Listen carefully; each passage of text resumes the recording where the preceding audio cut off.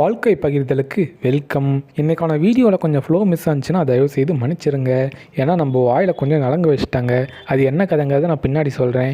எப்பயும் போல் இன்றைக்கி சமையலுக்கு தேவையான ப்ரிப்பரேஷனை பண்ணிட்டு பாலை வாங்கி காய வச்சுட்டு அரிசியை கழுவி அடுப்பில் வச்சுட்டு நேற்று போட்ட தயிரை எடுத்து இன்றைக்கி மஜாவான ஒரு ஷேக் ரெடி பண்ணிட்டேன். ஆக்சுவலாக ரொம்ப சூப்பராக இருந்துச்சு காலை குடிக்கிறதுக்கு. கண்டிப்பாக நீங்கள் ட்ரை பண்ணி பாருங்கள்.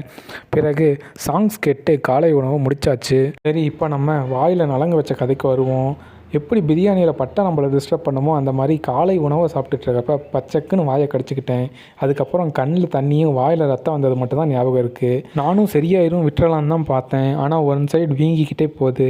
அதனால் ஒரு நாள் லீவ் எடுத்துக்கலான்னு இருக்கேன். என்னடா ஆர்காசமாக பண்ணுறானேன்னு நினச்சிக்காதீங்க. வழியில் ஒன் சைடாக சாப்பிட்டுட்ருக்கேன்.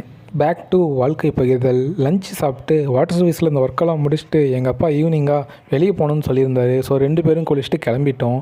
அங்கே போகிறப்ப ஒரு ஹோல்சமான விஷயம் நடந்துச்சு. அதுதான் இந்த வீடியோலேயே ரொம்ப முக்கியம். நாங்கள் போனவுடனே ஒரு வடக்கு நண்பர் கடைக்கு போனோம். அங்கே போயிட்டு பொருள்லாம் பார்த்துட்டு எவ்வளோன்னு கேட்டிருந்தோம். அவர் 2500 சொல்லியிருந்தார். உடனே எங்கள் அப்பா கோசு பிளாகில் வர மாதிரி 2 ஸ்டெப்பை எடுத்து அப்படின்னாரு. உடனே நிறுத்தி, சார் நில்லுங்கோ சார், 2400 பண்ணிக்கலாம் அப்படின்னாரு. எங்கள் அப்பா முடியாதுன்னு சொல்லிட்டாரு. சரி நீங்களே விலையை சொல்லுங்கள் சார் அப்படின்னாங்க. அதுக்கு எங்கள் அப்பா ஒரே போடா 2100 சொன்னார். அவ்வளோலாம் பண்ண முடியாதுங்க சார் அப்படின்னாங்க. அதுக்கு எங்கள் அப்பா சரி நாங்கள் வேறு கடையை பார்த்துக்குறோம் அப்படின்னு சொல்லிட்டு கிளம்பி வந்துட்டாங்க. நாங்களும் தேடி பார்த்துக்கிட்டே இருந்தோம். இன்னொரு கடைக்கு போய் பார்த்தா அங்கே ஒரு குக்கரே 1700 சொன்னாங்க. எங்கள் அப்பா இதெல்லாம் வேலைக்கு ஆகாதுன்னு சொல்லிட்டு மறுபடியும் அதே கடைக்கே போயிட்டோம். மறுபடியும் எங்கள் அப்பா 2200 நாங்கள் எடுத்துக்கிறோன்னு சொன்னார். அதுக்கு அதெல்லாம் முடியாதுங்க சார் 2300ன்னாங்க. சரி உங்களுக்கும் வேணாம் எனக்கும் வேணாம் 2 பேர்த்துக்கும் நடுவில் 2250 கடைசியாக பில்லை போட்டு முடிச்சிட்டாங்க. நானும் அங்கே இருந்திருந்தேன்னா மொதல் 2400 சொன்னப்பயே வாங்கிட்டு வந்துருப்பேன்.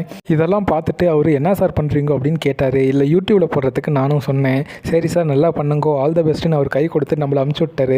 நானும் சிரிச்சுக்கிட்டே நம்ம அந்த இடத்துல இருந்திருந்தோன்னா என்ன பண்ணியிருப்போன்னு யோசிச்சுக்கிட்டே சிரிச்சுக்கிட்டே வந்துட்டேன்.